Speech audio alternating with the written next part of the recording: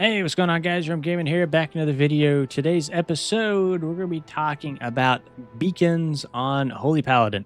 So, Holy Paladin has a lot of different beacons. We have our base beacon, and that's going to be right here. And this is just, you don't have to opt into this. All Holy Paladin specs get it. And if you're not sure how Beacon of Light works, you just put it on an ally, and any healing that you do to other people or yourself also heal the beacon. Now, through talents, through our Beacon of Faith here, you get essentially just another beacon. So instead of having one beacon, you get two, but they are 30% reduced beacons from your original Beacon of Light. Now, sometimes Beacon of Virtue comes into play, and this completely replaces your Beacon of your Beacon of Light. Excuse me. This is on a 15-second cooldown, and this is going to put a Beacon of Light on all of your allies. Now, the kicker with this is the beacon only lasts for 8 seconds, and this is on a 15-second cooldown, so that you're going to have that 7-second sort of lag in there when nobody has a beacon.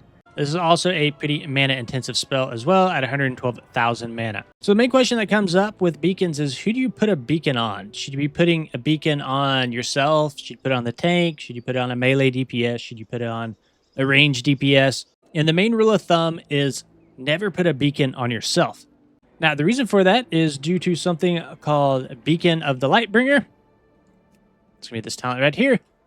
And this is going to change up how our mastery works. So Lightbringer now increases your healing based on the target's proximity to either you or your Beacon of Light, whichever's closer. So your Beacon of Light almost works as like another node for our mastery. And our mastery is now going to be scaled based on if the target you're trying to heal is closer to your beacon or closer to you. It just depends. It's going to pick whichever's the closest to get the max value from your mastery. So it really makes no sense to put a beacon on yourself because we want to cheese that mastery mechanic as much as we can. They also have Light of the Martyr here as well. So this is another reason that we don't want to put beacon on ourselves, because while we're above 70% health, Holy Shock's healing is increased by 35%, but creates a heal absorb on you for 30% of the amount healed that prevents Beacon of Light from healing you until it's dissipated. So Beacon of Light will not be able to heal us while we have this heal absorb on us that we have to heal through. So in that regard, it kind of becomes useless to put on yourself. So that's rule number one. The beacon never goes on yourself. Now that brings up tank, melee DPS, or range DPS. Well, in modern WoW, tanks really don't need that much healing. For the most part, a tank is going to be completely self-sustainable. So any healing that goes on your beacon to a tank is either going to be negligible or it's going to be pretty much wasted healing because they're going to be topped off anyways. So you typically don't want to put them on a tank either. So now that leaves melee DPS and range DPS. Now the question becomes melee versus ranged. So why would we want to put a beacon on a range DPS rather than a melee DPS? Well, since we're kind of a melee-based healer, we are going to be in melee range. So if we come back to our Beacon of the Lightbringer, so our mastery is going to scale off of multiple nodes with this talent, off multiple beacon nodes, right?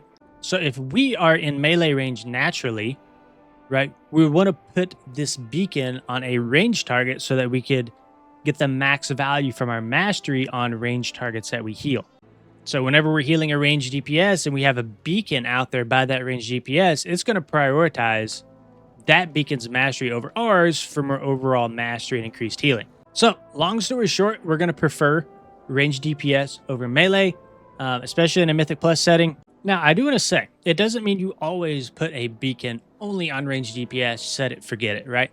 There will be situations, certain boss fights, where the tank takes a ton of damage. And if that is the case, if that's something you are prepared for, then go ahead and put a beacon on the tank. And the reason for that is due to Light's protection here. So allies with Beacon of Light receive 5% less damage. So in a high key where the tank is taking a ton of damage, 5% less damage is a ton of mitigation. So that doesn't necessarily mean to always just, turn off your brain, it goes on range DPS into story. If there is a specific boss or encounter that's coming up, the tank's about to get smoked, then go ahead and put a beacon on. Now, that's for if you're running Beacon of Light with Beacon of Faith. Things do change a little bit with Beacon of Virtue if you are running that. So this is a cooldown that you're going to use pretty much as often as you possibly can. And you're going to want to pair this with a big cooldown. Now, you have a short window to do a lot of healing. The boss is about to do a lot of damage.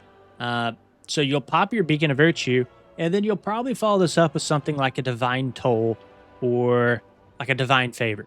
Also something like a holy prism would be good to use. It just depends on, what talents you're taking. I think in this specific build, we're not even taking divine favor. But you want to send a mini cooldown with that beacon of virtue when you can. Now, another thing you can do with beacon of virtue is you can kind of spell queue it. So we'll just take beacon of virtue really quick so I can kind of show you this. Should drop over here. Yeah, that's fine.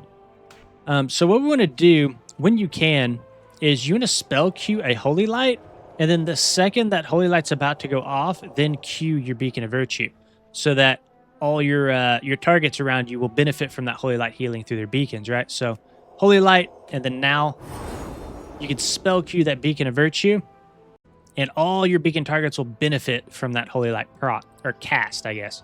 So you can also do that with flash of light as well. Another thing you need to be very careful with on this spell, let's just read it out one more time here to like truly understand what's happening.